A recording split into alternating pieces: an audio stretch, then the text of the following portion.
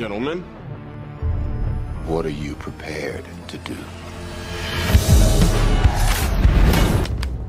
Enemy swing. This week, movie preview reviews. A team of superheroes assembling together at long last in the Avengers. Jason Segel and Emily Blunt deal with their 5-year engagement. And the films I'm looking most forward to seeing this summer. You're up.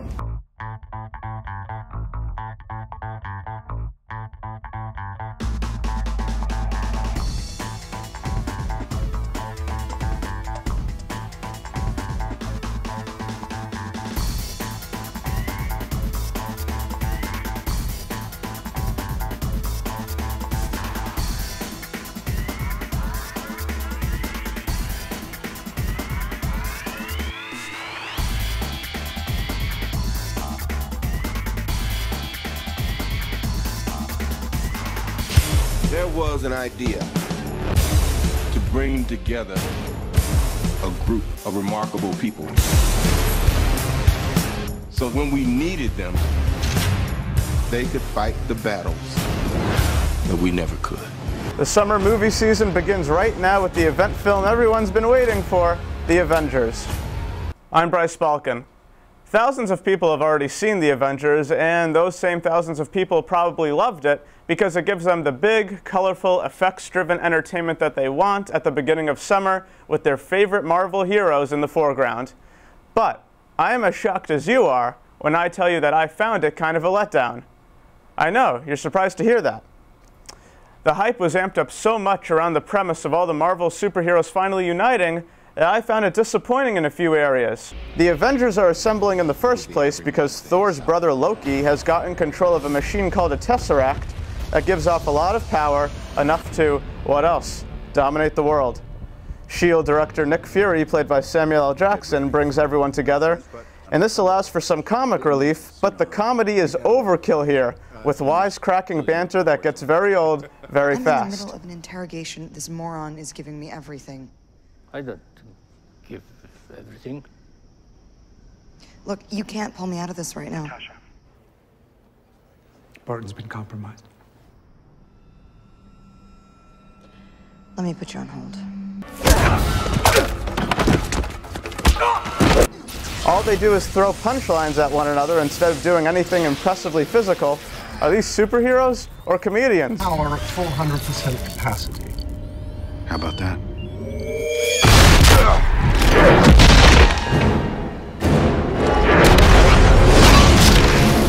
Superhero movies require a fun villain, and you don't get it with Loki. He's more like a bully with a stick than someone truly menacing. I think the movie would have succeeded a lot more if Marvel chose a different antagonist from their already huge character stockpile. Because with Loki, you don't get much. They'll come for you. I have an army. We have a Hulk. Oh, I thought the Beast had wandered off. You're missing the point. There's no throne. There is no version of this where you come out on top. Maybe your army comes, and maybe it's too much for us, but it's all on you. Because if we can't protect the Earth, you can be damn well sure we'll avenge it. Even more disappointing, the story. It's your typical Transformers plot of Loki's race of clunky aliens zapping the Earth or the Manhattan skyline. I don't care how silly the story is, but just make it involving, or fun, or entertaining.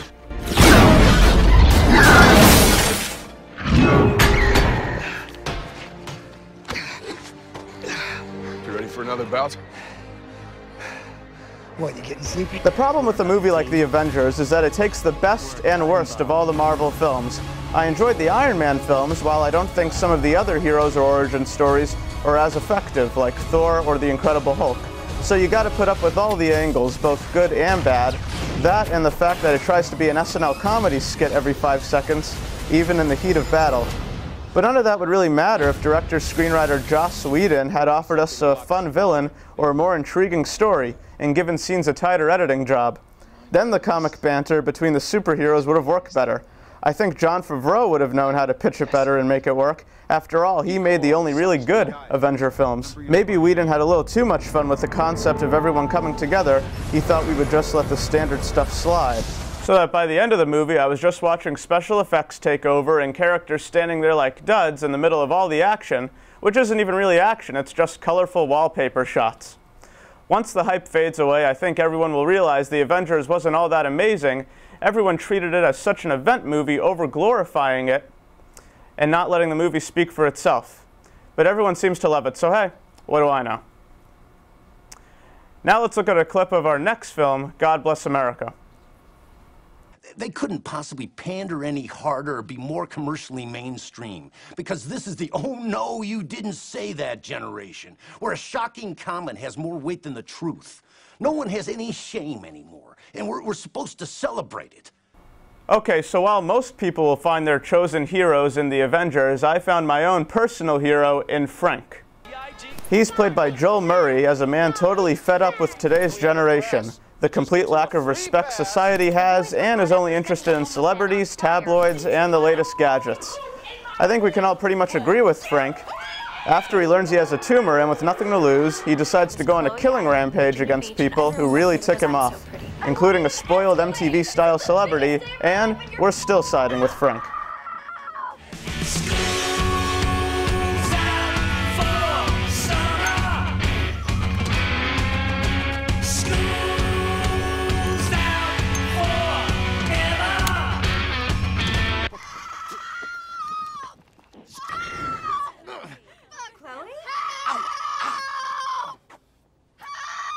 Tara Lynn Barr plays a local teenager who wants to join Frank in his trek around the country because she's fed up too. Ow!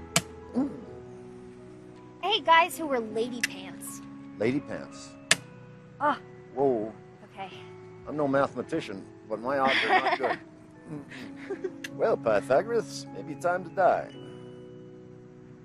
How'd that feel? It felt good. It's a good night to die. God Bless America was directed by Bobcat Goldthwait, who also made World's Greatest Dad, another black comedy starring Robin Williams as a dad trying to get away with the consequences of his son's accidental death. And he juggles the same dark comedy tone around here, where characters, decisions, and consequences only make sense in Goldthwait's offbeat universe.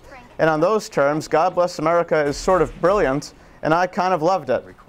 Oh, there'll be people who I'm sure will hate it, hate its ideas, hate how it presents itself. But what can't be denied is Joel Murray's performance, who pulls off the difficult task of gaining audience sympathy by turning something that most people would find tasteless into something curiously heroic.